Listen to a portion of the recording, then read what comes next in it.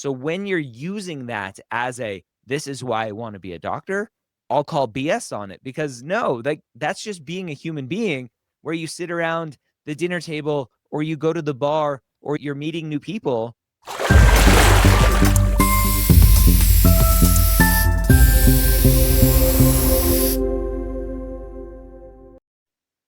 PS or BS, my name is Dr. Ryan Gray, and in this series, we review essays that you submit, that you allow us to tear apart if it deserves, or to praise if it deserves. And we will show all of you through YouTube and our social media channels how we review essays, what makes a good essay, what makes a bad essay, and more importantly, why. We back up our data, our opinions with our other opinions, right? At the end of the day, that is exactly what this is. It's an opinion. There's no one perfect way to write a personal statement. We have a very strong belief that the personal statement should be, why do you want to be a doctor? Not why do you think you're going to be a good doctor? Not why do you think you're ready to be a doctor? Not why do you think you have the skills necessary to be a doctor? None of those things. Why do you want to be a doctor? Give me a not short, but concise story on the journey that you've been on to lead you to this point. If you talk to any of my advisors, come to our pre-med office hours that we have most Wednesdays at 1 p.m. Eastern, and you listen to the advisors, former directors of admissions, senior admissions officers, give their opinions on how long someone is actually reading a personal statement, it's short, 60 seconds, 90 seconds, 2 minutes.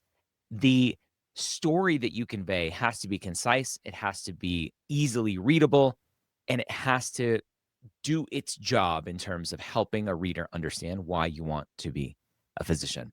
And that's what we're going to do today. We're going to jump into another essay. I have not looked at it. I have it pulled up. And we're going to read it fresh with you for the first time right now. All right. So we have our first paragraph. I love that it's short. It's simple. I understand what's going on. It's not too crazy. We have some orange juice. We have an MRI. We have a golf ball. I don't really know, though, at this point, how old is this student? I don't really fully understand the context of what is going on because I don't know how old this person is. All I know is that this person is old enough to squirm in the laps of their parents. And so I'm expecting like a 2-year-old, a 3-year-old, a 4-year-old. And I will almost always, for a seed like this, and if you don't know what a seed is for us in our language, it's part of the Premed Playbook Guide to the Medical School Personal Statement book that I wrote. The seed is the first exposure to healthcare that made you think, oh, this is interesting. I may want to explore this myself. It's not the literal first, or it doesn't have to be the literal first exposure to healthcare. It's the first exposure to healthcare that made you go, this is interesting. I think I might want to explore that more. And so for this student, this essay, I need to know that context. How old were you when this happened? Because I will then put that in further context of really, were you really curious as a 3-year-old? Do you remember as a 3-year-old? Or are you just telling a story here? So that's my question right now is, how old were you? Were you old enough to remember? Were you old enough to be curious? Or is this a lot of just your memories that you've put together over the years of your parents talking about this? And obviously, at other times of going to the emergency room, which I expect, and that I highlighted this next part, right? I expected based on this writing that this is something that's happened a lot. But now I'm going, oh, it's my first and last trip to the ER. So now I'm mad because I've been tricked. I'm like, I remember my first trip to the ER. Oh, this is a sick kid. But no, this is the first and only trip. So now I'm really questioning, do you really remember this? Or is this just a story that you're trying to tell for your personal statement? So that's where I'm left. I don't really understand what's going on in terms of that context. And then I can go, okay, I didn't understand what it meant, but I remember being curious about how his news could have caused my parents to hug each other and cry in relief. So I'm left with still wanting a little bit more reflection. Again, if you're old enough to remember this, and if you're not, maybe let's not use this, but it depends. I think ultimately I need to understand as a kid going through this, why did this make you want to explore healthcare other than you were curious about why your parents were hugging and crying in relief? So that's where I'm left with this first paragraph. It's just more context and more understanding and more reflection. All right. So there's where I have for that first paragraph for the student. All right. Again, another short paragraph here. I actually like the short paragraphs. It makes it easy to read, makes it quick to get through. But I'm left, again, still wanting more. I want more information here. I want more reflection. I want more understanding. Why was this person so infatuated with bruises and why they happen and what happens when you sprain a ligament and all of this stuff? I'm still left with questions about why? What's going on? How did you get here? Why is this infatuating for you? What are you doing with this information? I think ultimately the reader's going to want to know, okay, great. You liked taping ankles and you were curious about this. That doesn't mean you need to be a doctor. And without any reflection here, I am left with more questions about, okay, great, but why is this propelling you forward to wanting to be a physician? And potentially going back to that first paragraph, we have the story of a young kid going to the emergency room, drinking orange juice, parents hugging and crying. And now this paragraph, I don't know if that first paragraph is the seed because, again, I think the kid was probably too young at that point. And now we have an older person here playing soccer, taping ankles, being interested in this. This may be the true seed here that the person actually remembers and understands and can reflect on a lot more. All right. And what I wrote there. All right. Then we have next paragraph, which you can see I highlighted, and it's a much longer paragraph than all the other ones. The format has changed a little bit, and that may be frustrating for the reader. All right. So we have this story, and I'm left with lots of questions of why. What's the point of this in the story? And the fascination of healing process, right? It's just another way to say, I really like science. I would avoid that kind of stuff. Obviously, that's what the whole second paragraph is about, which I fully don't understand yet. So you have a fascination with the healing process, which led me to volunteer for the Los Angeles LGBT Center. Now all of a sudden I'm like, wait a minute, healing process. I'm starting to wonder, like, are you throwing some stuff in here to show, ooh, look, I care about diversity and LGBT and all this stuff? And are you just throwing stuff in your personal statement to check off some boxes for the admissions committee? You talk then here, providing care for patients from disadvantaged backgrounds. I don't necessarily conflate LGBT to disadvantaged backgrounds. Maybe someone from the LGBT community comes from a disadvantaged background, but you don't have to come from a disadvantaged background to be a part of the LGBT community. I'm a little confused. It just felt like you're checking off boxes of, ooh, I need to throw in some diversity. I need to throw in some disadvantaged background.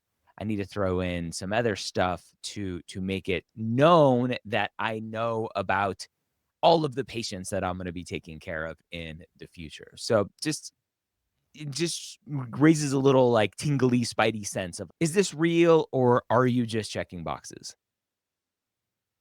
We get to a point of meeting John and having the story. And again, I'm just left with, I don't know, right? We have recently diagnosed with rheumatoid arthritis. His chief complaint was a flare up. It's very technical. Like, we don't need this language of the diagnosis. We don't need chief complaint. We don't need to know any of that. I want to see who you are in this experience. I want to see your experience. I want to see what impact you had. What did you see? What did you feel? What did you hear? All that kind of stuff. And I'm left with, hey, Dr. S is here taking care of John. And to me, like, turning to me, she asked if there was anything I thought John could try to help. Like, sure, maybe a doctor was like, oh, let me involve the student here.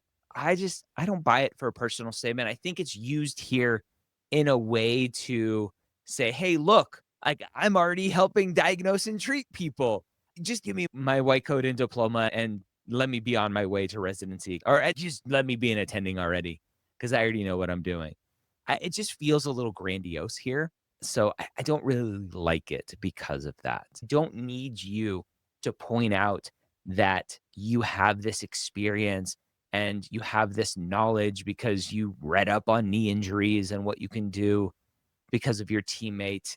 I just I'm a little weirded out that you're going in this direction to show, "Hey, look, I can basically treat people already."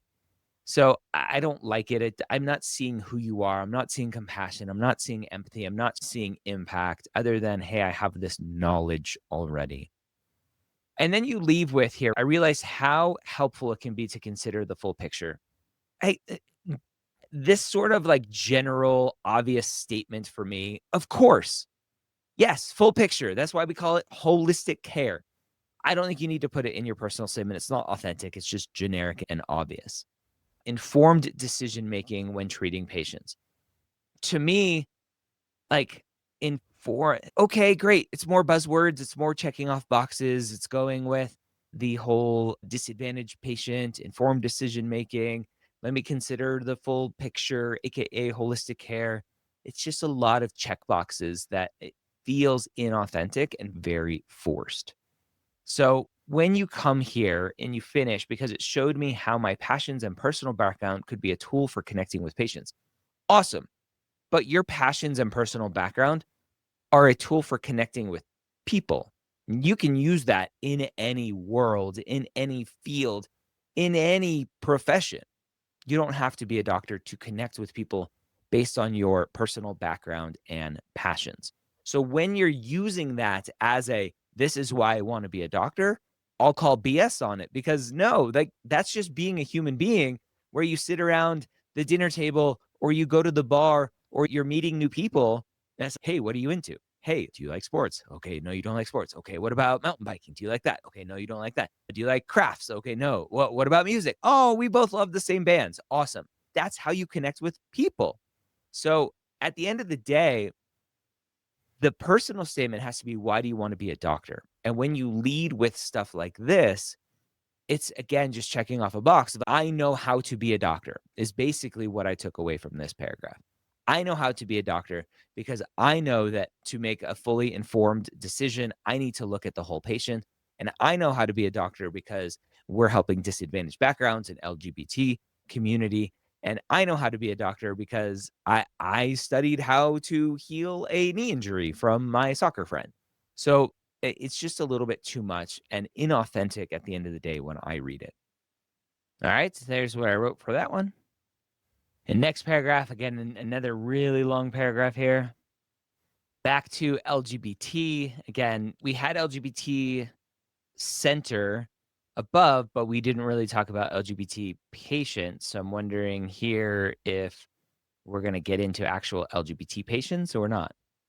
All right. And again, another really long paragraph here can definitely be cut down. There's a better story here of interaction. But again, we have this LGBT center that to me, again, is just thrown in here randomly. It doesn't say that Carmen's a part of the LGBTQ community. And so I'm just confused why we're leading with that because I'm going to expect some sort of that patient population there. We don't need to see the doctors or the ones holding people together, combining years of personal and professional experience. Again, PAs do that, NPs do that, using personal and professional experience. This is just another way that students are forcing in why physician versus something else. I don't think you need to do that in a personal statement because it comes off like this. It's just super generic and just not needed. When we keep going here, began working as a medical assistant, I would just start here, right? As a medical assistant, we had a patient named Carmen. Just start there. We don't need any of the other lead up to that. So we have Carmen, non-native English speaker, sudden dizziness, fatigue, and we keep going and we're going to call EMS. I don't know what the point here is, right? To my shock, she continuously refused to comply with the EMTs despite her EKG reading. We're trying to get away from this word comply, right? Patients don't have to comply with us. They're not our servants to comply with our demands. We suggest and we inform and they make a decision. So non-compliance or not complying, refuse to comply. We're just trying to get away from that language as physicians, as healthcare providers, because it puts us in a situation where I am the authority and you need to comply with me. So I would get rid of this. I don't think it's needed at all. All you need to say is, hey, she was anxious. I don't think you need to put it in Spanish here. Just say, in my broken Spanish, I asked her how her daughter was doing. I personally don't like when we have another language in the personal statement and then you telling us what you wrote. It doesn't stand out as, oh, you speak Spanish.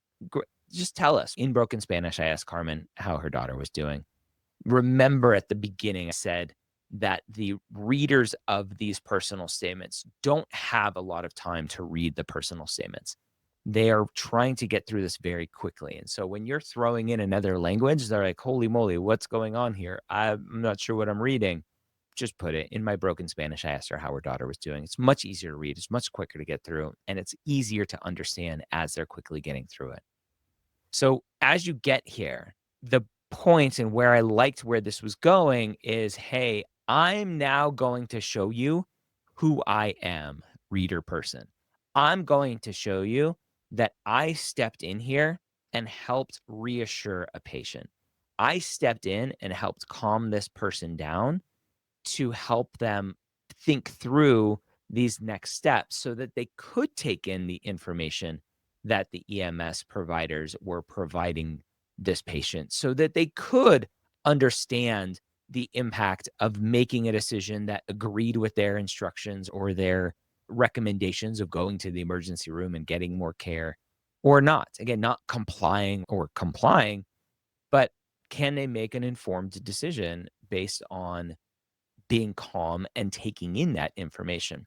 So I like what the student is doing in this situation of trying to show, hey, I was a peaceful presence for this person. I think it went a little bit too beyond by saying, hey, I knew the patient well and I was there to explain everything that was going on. It just felt like it was a little bit too much. I don't know, maybe not, right? Rereading it right now as I'm talking, I think it does a good job of, hey, I just explained what's going on. We can have this, right? I like this picture of, hey, you can have dinner with your daughter for a long time to come if we like, let's make sure what's going on. I don't know. I'll go back on what I was saying, being a little too much. I think it's okay.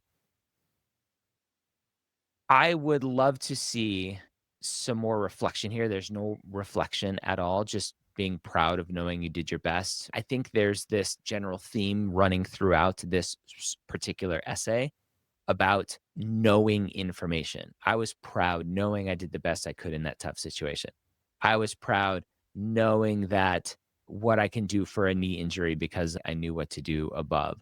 And so I would probably get away from that theme and then reflect, why did this make you want to be a physician? Not why did this make you feel proud that you knew how to calm this patient down. So I would work on that reflection. I would get away from some of the grandiosity here of a potential life or death situation. I just would avoid that. But otherwise, I'd like where this went. I would remove some of that beginning and then show more of that interaction. All right, there's what I have for that one. And conclusion. All right. So we have a lot of recap here. And when I talk about conclusions, I generally say let's avoid the recap. We don't need to bring Carmen back in. We don't need to bring your parents back in. We don't need to bring John back in. We need to move forward in the conversation. This is a very kind of English 101 style of writing where you have your intro, your 3 body paragraphs, and then your conclusion that ties it all back together.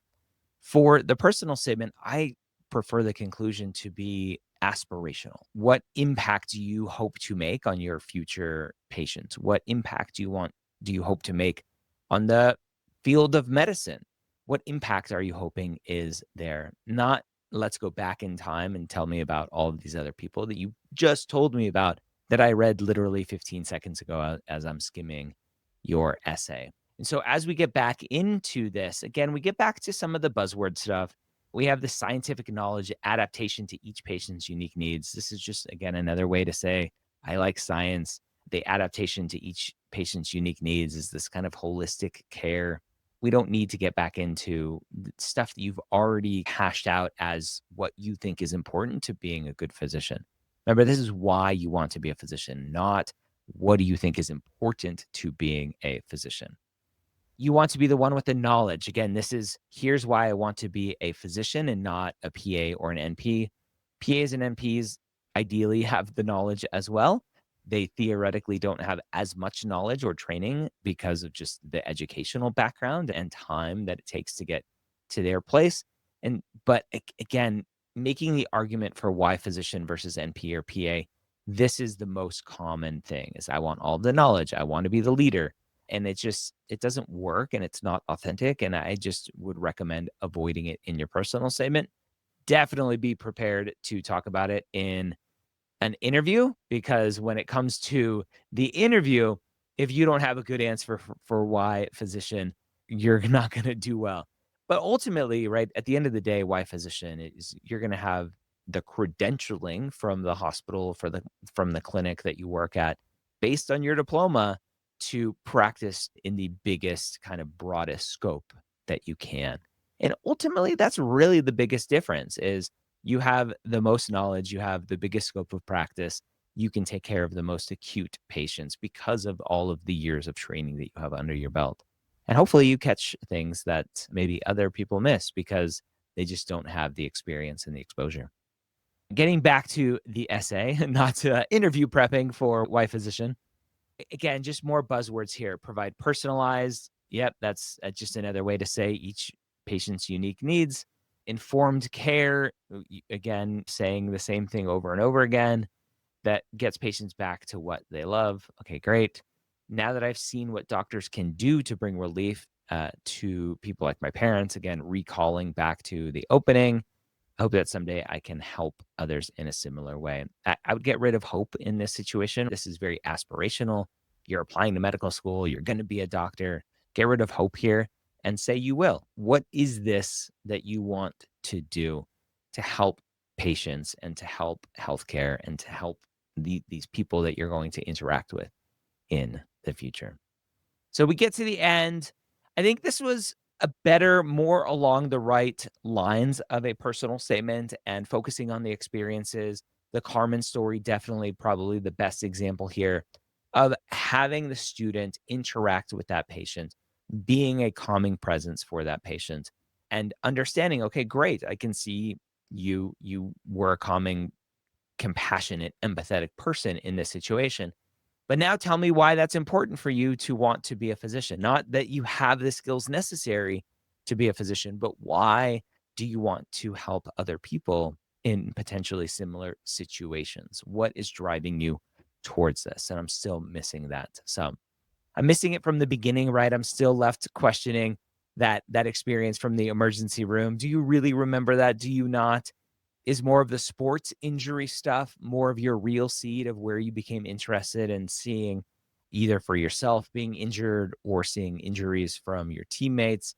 I'm still questioning what your true path is, your more authentic path, and then really understanding big picture this journey that you've been on and not just, "Ooh, I knew the right answer when the doctor asked me a question," but showing your empathy, compassion, and impact that you have on these patients and not just you have the skills necessary already and you understand that informed decision making is important and cultural competency and whatever else, all the other buzzwords that you threw in there in that personal statement.